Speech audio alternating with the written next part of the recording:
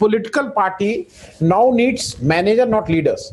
अब राजनीतिक दलों को प्रबंधक की जरूरत है, मैनेजर की जरूरत है, अब नेताओं की जरूरत नहीं है। मेरे साथ अभी जुड़ गए हैं हरिंदर सिंह मलिक साहब, भूतपूर्व एमपी कांग्रेस से। मेरे साथ डॉक्टर संदीप पांडे हैं। मेरे साथ डॉक्टर मनोज झा को भी जोड़ना था, लेकिन उनका अभी फोन आया, उनके कैंपस में उनके किसी कलीग की डेथ हो गई है, तो कहने लगे मैं वो भाई अब जब डेथ हो गई है तो इसमें क्या किया जा सकता है। और देखता हूँ शायद अभिषेक मिश्रा जी भी कुछ देर में जुड़ेंगे। मलिक साहब, सबसे पहले आपके पास आ रहा हूँ कि एक धीरे धीरे धीरे धीरे आपने तो खुद महसूस किया होगा और अपने सामने से देखा होगा कि अब किसी भी पार्टी में, सब पार्टी की मैं बात कर रहा हूं, अब लीडर से ज्यादा वो प्रबंधक ज्यादा इंपॉर्टेंट हो गए हैं। वो मैनेजर साहब जो हैं, जैसे जब हम लोग जब स्कूल में पढ़ते थे तो प्रिंसिपल होता था, प्रिंसिपल सबसे बड़ी चीज था। अब सुनते हैं स्कूल में मैनेजर साहब सबसे बड़ी चीज हो गए हैं। मलिक साहब, आपका शुरू में जरा एक इस पे वक्तव्य और फिर बाद में बात करेंगे। मेरी आवाज आ रही है आपको? हाँ हाँ हरिंदर भाई साहब, आ रही है। मैं बोलूं? हाँ हाँ जी जी। देखिए, जहां तक मैनेजर की बात है और लीडर की, लीडर और मैनेजर का तुलनात्मक कभी हम उसको विवरण नहीं दे सकते, उसका कंपैरिजन नहीं कर सकते। लीडर अपना काम करता है। Leader is more sensitive then other persons. वो जमीन से आता है और जब वो जनता की बात को अच्छी तरह जानता है, व्यावहारिकता को जानता है। मैनेजर इतना कर सकते हैं, सहायक केवल इसमें है कि वो नेताओं को सच्चाई बता सकें, और आज के युग में जहां आईटी का बड़ा रोल होगा, उसकी जानकारी सारी दे सकें, और मुद्दों का जानकारी अगर कहीं है, कोई छूट रहा हो तो उसको बता सकें।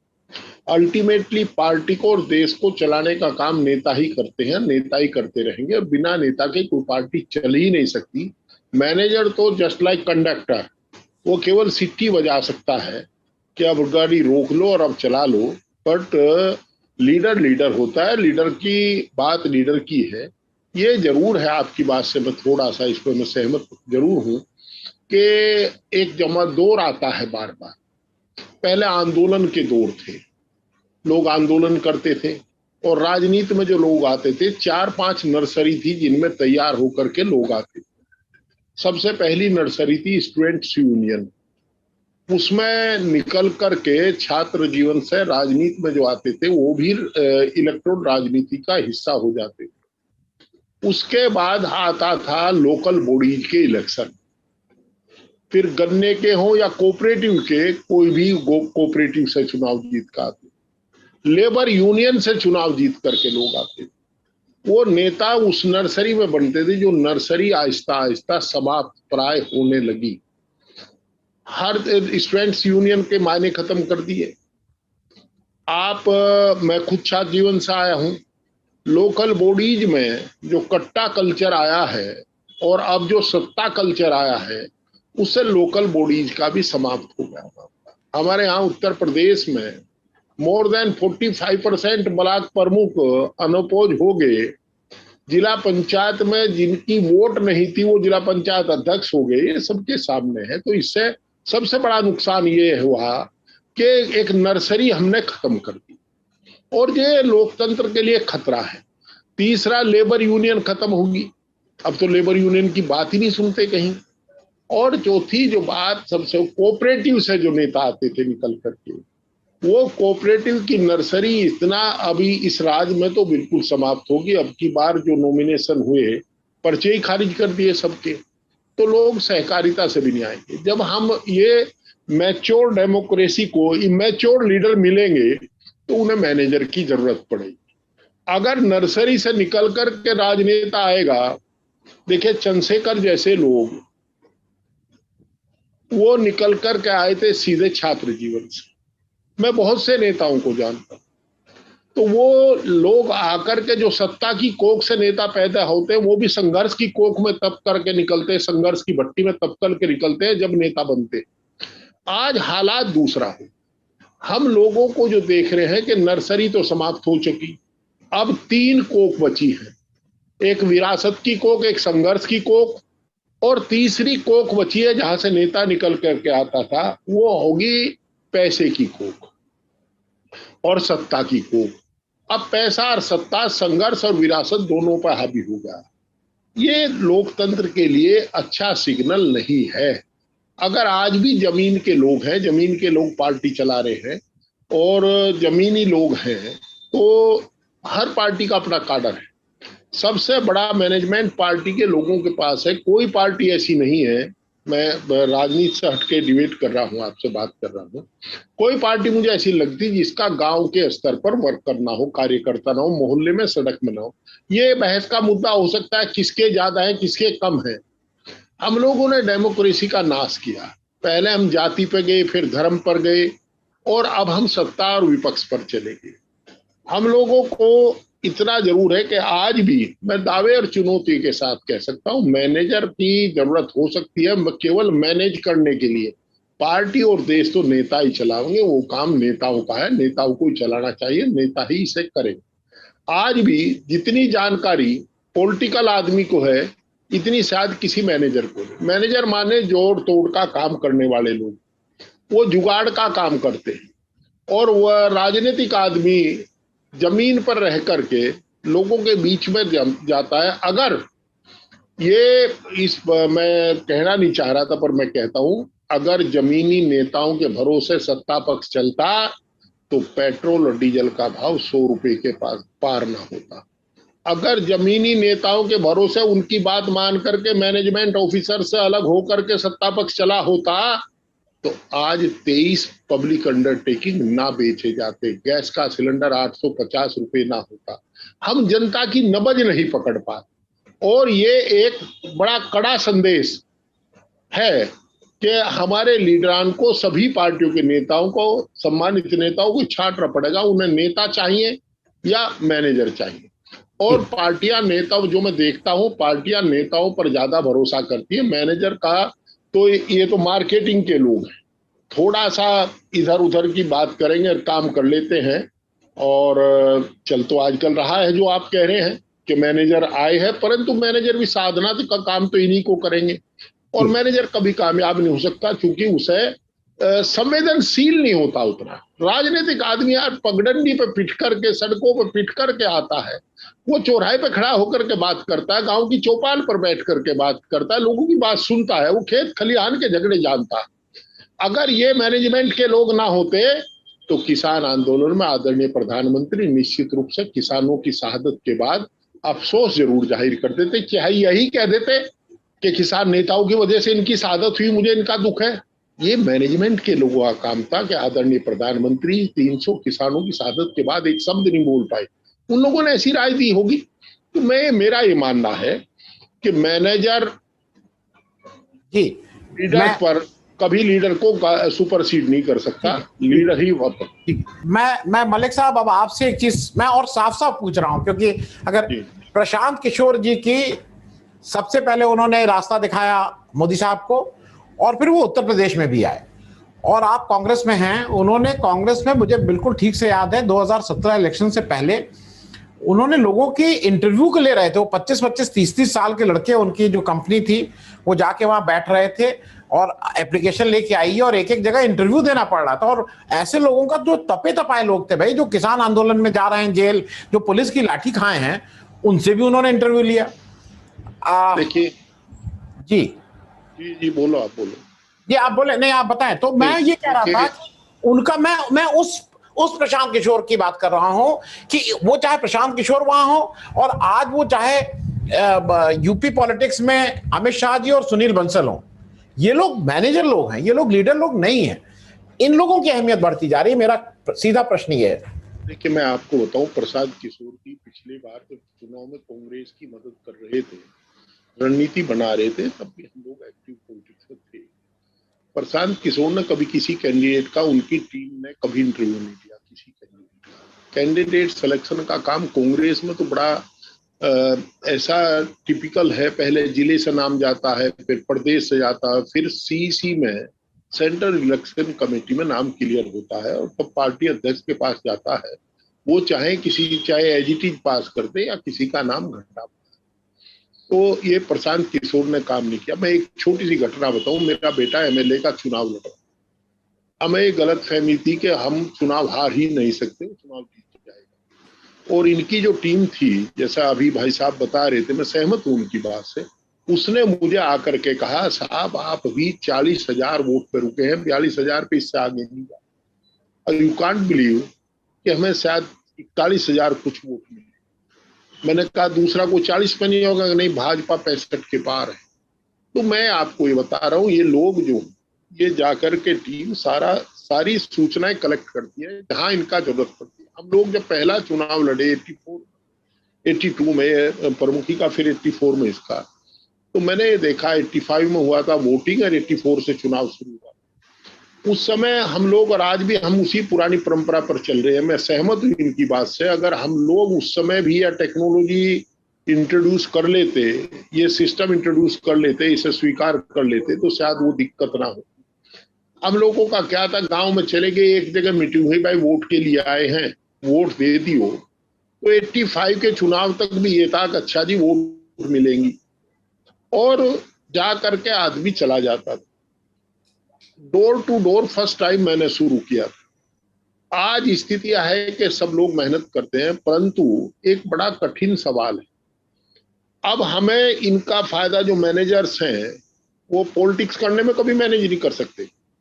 पॉलिटिकल लीडर को मैच्योर होना जरूरी है, नहीं तो अगर कल आप मिनिस्टर बनेंगे, आपको आईएएस को गवर्न करना। अभिषेक जी के पिताजी हमारे यहाँ डिस्ट्रिक्ट मजिस्ट्रेट थे, अगर ये वही अभिषेक मिश्रा है। मैं वही हाँ, जयशंकर मिश्रा जी बड़े पॉपुलर थे, और हमें राजनीति भी, हम लोग थोड़ा सा खुरापाती लोग थे, तो उनसे हमारी बड़े भाई छोटे भाई के रिश्ते थे। तो हम लोगों को बताया करते थे, यार ये नब्ज है, ये बात कहोगे जनता खुश होगी, ये नहीं होगा तो ये रहेगा। मेरे यहाँ एक राजेंद्र यादव कलेक्टर आ गया, हुकुम सिंह जी मिनिस्टर थे, उनसे नाराज था। वो कहने लगा सबको कि भाई दवाई का स्प्रे पायरिला का तो हरिंदर मलिक ने करवा लिया, अब जी हमारे यहाँ क्यों नहीं। यहाँ कराने के लोगों ने कहा कि भाई तो मंत्री खुश हो ले या जनता खुश हो ले। तो छोटी सी बात ही बड़ा काम कर देती। जो ये मैनेजमेंट के लोग हैं, इनका दूसरा काम, हम कभी भी कोई पॉलिटिकल पार्टी सिंगल मैनेजमेंट के भरोसे राजनीति नहीं करती। ये हम लोगों की मदद करते हैं जिन तथ्यों की हमें जानकारी नहीं होती, कभी कभी उन तथ्यों को भी हमें अवगत कराते हैं। उन तथ्यों से हमें पता है कि हमारी सब जय बोल रही है, और पता लगा अंदर अंदर एक वर्ग खिलाफ है, तो उसे आज चमचागिरी का ऐसा जमाना आ गया कि राजनीतिक आदमी अपने नेता को बताते हुए बचने लगा। ये लोग आकर के, इनकी जो टीम है वो जाकर के गांव में बैठ जाती है, बात करती है, और उसे लेकर के सारा बताते। हम जब चुनाव लड़े तब 10 रुपए चंदा का मिलता था, और बाद दफे तो कोई बूढ़ा 71 में से लपेटा हुआ 10 रुपए का चंदा देता था। आज भी 500 के नोट वाले लोग हैं, जब हम जाते हैं गांव में, जो 500 और 100 रुपए का नोट देते। मदद अब भी सब करते हैं, वो सूचनाएं भी हमें देते हैं। पर अब चुनाव में, जैसा मिश्रा जी ने कहा था, इतना कम समय मिलता है आदमी को, और इतना कॉम्प्लिकेटेड फॉर्मेलिटीज है कि हमें कहीं ना कहीं, अब मेरे चुनाव का सारा सिस्टम, आप ताज्जुब करोगे, एक सर जिन्होंने मुझे केमिस्ट्री पढ़ाई, वो सारा सिस्टम अब तक संभालते, मेरे भी चुनाव का और मेरे बेटे का भी। Doctor RPS Rathi head of the department थे केमिस्ट्री के, डॉक्टर एसएन गौड़ थे फिजिक्स के हेड ऑफ द डिपार्टमेंट। तो वो लोग संभालते हैं, पढ़े लिखे हैं, तो हम लोग बच जाते हैं। हमारे हर पार्टी के पास एक लीगल विंग है, हमारे लीगल लोग वो भी काम देखते हैं। परंतु उसके साथ साथ सबसे बड़ा काम ये आ रहा है कि जो हमारा समर्थक है गांव में, उसे सब लोग जानते हैं, हरिंदर मलिक का। किसी का आज मान लिया मिश्रा जी फर्ज करो चुनाव लड़ रहे, जो इनका समर्थक है उसे भी जानते हैं, तो उनके सामने सच्चाई नहीं आ पाती। ये जो टीम है, ये सारी बात ये लोगों की नब्ज तलाश करके बताते। जैसा मिश्रा जी कह रहे थे, मैं सहमत हूं इस बात से कि लोग ये भी बताते हैं कि आपको इस लाइन पर बोलना है, लोग इसे लाइक करेंगे, ये लाइकिंग है, ये डिसलाइकिंग।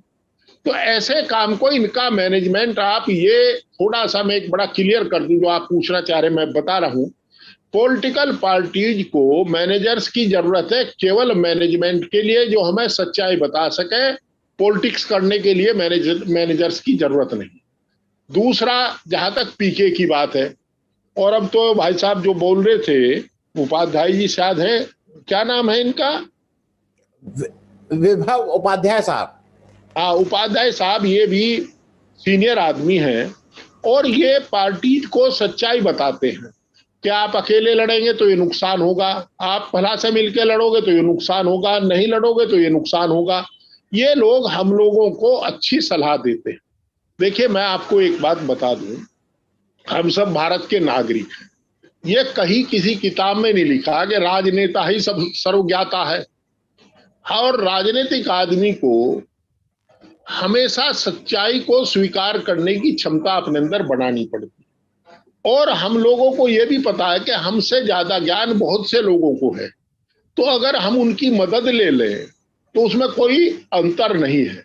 और मैं ये भी जानता हूं ये प्रोफेशनल लोग हैं, ये कभी कोशिश नहीं करते कि आप राजनीतिक मामलों में हस्तक्षेप करो। ये हमें रास्ता दिखाने की बात करते हैं। आप अंधेरे में जा रहे हैं तो टॉर्च का काम करेंगे, आपको टॉर्च लेने में दिक्कत क्या है? हम इनसे मदद लेते हैं और वो मदद की जरूरत इसलिए है कि एक तो शॉर्ट टाइम हो गया, कॉम्प्लिकेटेड सिस्टम हो गया सारा। और ये जो आईटी का मामला हुआ है, आप किसके खिलाफ क्या लिख दें, इसका वो जो चुनाव लड़ रहा है उसे तो पता ही नहीं। अच्छा, हमारे जैसे लोग जो गांव के लोग हैं, जिन्हें शहर में एक वोट नहीं जिनका, उनके लोगों उनके पास तो आईटी सेल के लोग ही नहीं है। तो सारा मामला मैनेज करना, सबकी नब्ज देखना, सबकी नस देखना। आज वो जमाना चला गया कि आप एक जाति विशेष से चुनाव लड़ करके जीत जाओगे। आपको 36 कौम की वोट लेनी पड़ेगी। अगर ईवीएम आप पर मेहरबान नहीं है तो आपको 36 कौम की वोट लेनी पड़ेगी, सभी धर्मों से लेनी पड़ेगी, तब आप चुनाव जीत करके जाएंगे। देखिए, इस मुल्क का दुर्भाग्य ये है कि हम लोग लोकतंत्र से मजाक कर रहे हैं। मजाक वो कर रहे हैं जिनकी जिम्मेदारी लोकतंत्र को बचाने की, जिनकी जिम्मेदारी संविधान को बचाने की। और मजाक ये है कि हम धर्म के नाम पर सियासत खुल्लम खुल्ला कर, ये नहीं होना चाहिए। मलिक भाई साहब, मैं आपसे एक चीज और जरा समझना। देखिए, मैं भी उस ओल्ड स्कूल का हूं जिसको ये लगता है कि जो नेता है वो इसलिए मंत्री बनना चाहिए क्योंकि वो आम आदमी उस गरीब आदमी की बात समझता है, उसकी दिक्कतें पहचानता है। वो एक्सपर्ट हो सकता ना हो, कैसे यहां से सड़क बनेगी और कितनी मोटी बनेगी कितनी, वो नहीं एक्सपर्ट है, लेकिन उसको पता है कि इस गांव से अगर सड़क नहीं जुड़ेगी तो बरसात में वो पानी में चल के वो आदमी जाता है। ये उसका काम है और यही उस मंत्री का काम है।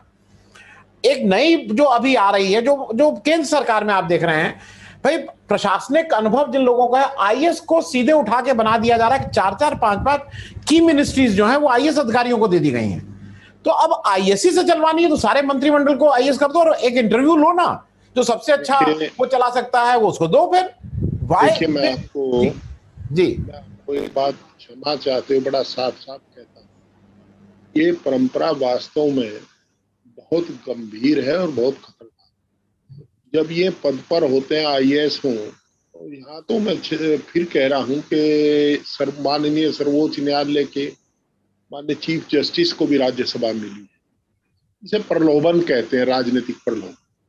आप जब वो पद पर रहेंगे, उनसे गलत सलत काम कराएंगे, उनका राजनीतिक इस्तेमाल करेंगे, और जो पद विमुक्त हो जाएंगे तो वो फिर पदमुक्त होने के बाद आप उन्हें ओबलाइज करें।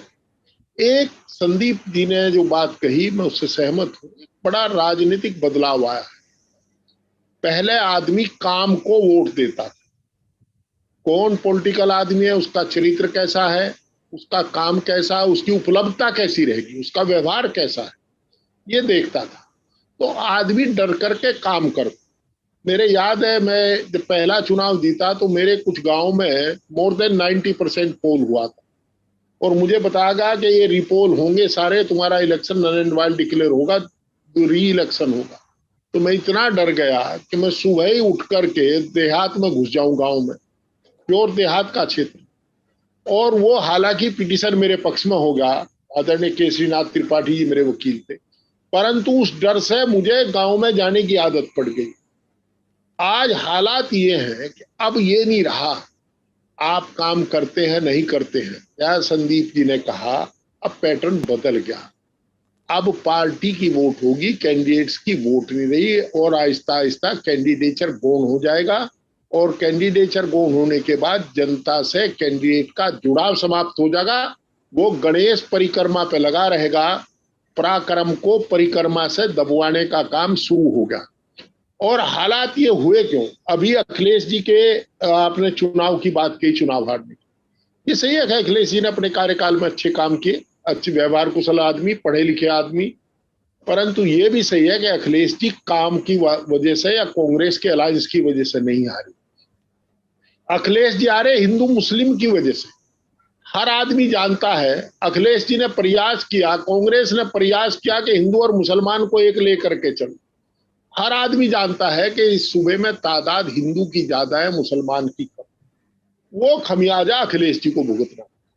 और उसके बाद ये दोबारा अलायंस रहा, एक सिस्टम जो बीजेपी का था, उसने ये प्रोपेगेट किया कि आप जो हैं कांग्रेस की वजह से, पर सत्यता ये थी कि वो संवैधानिक पद पर रह करके संविधान के अनुसार काम कर रहे थे, जो शपथ ली थी वो खमियाजा उन्हें भुगतना पड़ा। काम तो अखिलेश जी ने अच्छे किए थे।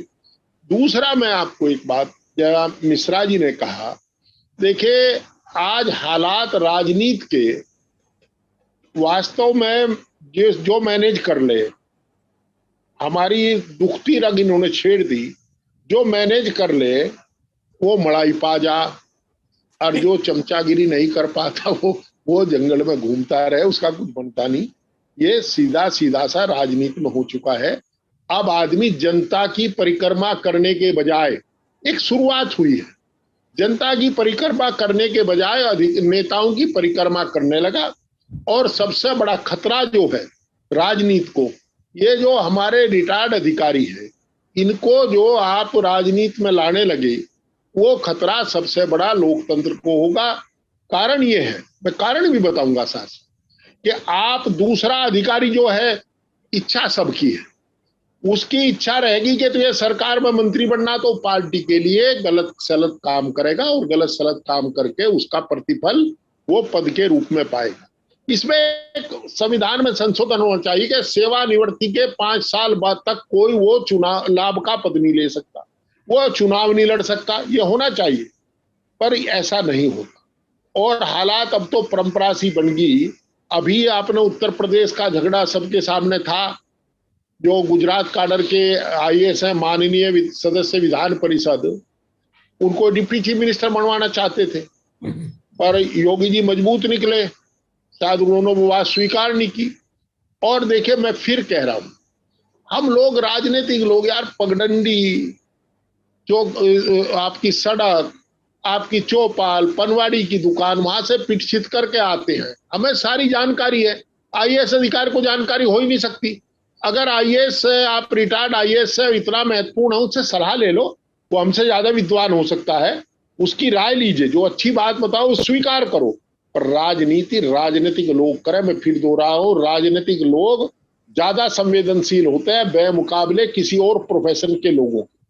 मैं अधिकारियों से वैसे नहीं कह रहा, अधिकारी भी देश के नागरिक। हमारे एक परिवार में 4 भाई हैं, एक अधिकारी, एक व्यापारी, एक किसान, एक राजनीति में है, इससे कोई फर्क नहीं पड़ रहा। करप्शन की जहां तक बात है, जब समाज में करप्शन बढ़ेगा सब में आवेगा, और करप्शन घटेगा सब में आवेगा। ये तो अपनी हॉबी है। अगर मैं ईमानदार हूं, आप ईमानदार हैं, तो अपने लिए, किसी के दूसरे के लिए नहीं है। जिसकी और बेईमान है तो भी अपने लिए है। ईमानदारी का फल भी हम ही भुगतते हैं, बेईमानी का फल भी भुगतते हैं जो लोग बेईमाना करते हैं। मैं ये कह रहा हूं कि आज हम लोग निश्चित रूप से एक गलत मोड़ पर राजनीति जा रही है।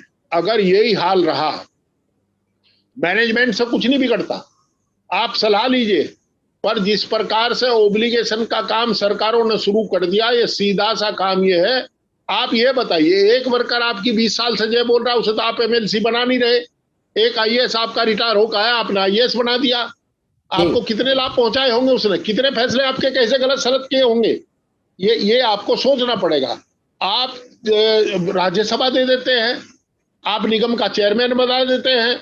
हमारे यहाँ आपका कानपुर कांड हुआ, ये कौन मारा गया था, एक बदमाश जिसने 8 हमारे पुलिस अधिकारियों की जान ली थी। बिकरू कांड, हाँ, कोई खराब लोग थे, ये खराब लोग। हाँ, बिकरू कांड जो हुआ, उसकी जांच हमारे यहाँ के माननीय न्यायाधीश महोदय ने, सेवानिवृत्त न्यायाधीश, मेरे जिले के रहने वाले हैं, हमारे मित्र हैं वीरेंद्र सिंह जी, उनके भाई।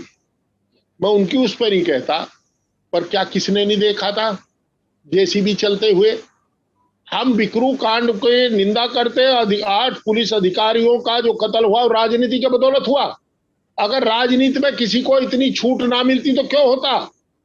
परंतु न्याय हमें जो कानून है वो भारत के संविधान का ही अपनाना चाहिए, दूसरा नहीं अपनाना जी। चाहिए। मैं फिर भी ये कह रहा हूं कि ओब्लिगेशन बंद होनी चाहिए। कल किसी को जो जांच करते हैं उन्हें कल अच्छे पद पे दे दिया जाएगा, वो भी चुप हो जाएंगे। तो इसका इस्तेमाल ना करें। तो इस राजनीति को राजनीतिक लोगों के लिए छोड़ दें। जहां तक मैनेजमेंट की बात है, वो मैनेजमेंट के लोग मैनेज करें, हमें बताते हैं, हमें समझ वो करते हैं। परंतु हमारे साथ एक पैरेलल व्यवस्था भी है, वो हमारे राजनीतिक साथियों की, वो समानांतर व्यवस्था राजनीतिक साथियों की है। वो गांव की बात भी बताता है, वो गली की बताता है, शहर की बताता है, वो बाजार की बताता है, वो व्यापार की बताओ, सब बताता है। अगर आपको दी पब्लिक के कार्यक्रम पसंद आते हैं तो इन्हें लाइक करें। अगर आप इस वीडियो को YouTube पर देख रहे हैं तो चैनल को सब्सक्राइब करें, और अगर आप इसे Facebook पर देख रहे हैं तो दी पब्लिक के पेज को लाइक करें। अगर आप चाहते हैं कि हम निष्पक्ष पत्रकारिता को जारी रखते हुए आपसे जुड़े मुद्दों पर सवाल उठाते रहें तो हमें सहयोग करें। आपका छोटा से छोटा सहयोग भी इस मुहिम को जारी रखने में हमें ताकत देगा। डोनेट करने के लिए डिटेल्स जो हैं वो डिस्क्रिप्शन बॉक्स में दी गई हैं। धन्यवाद।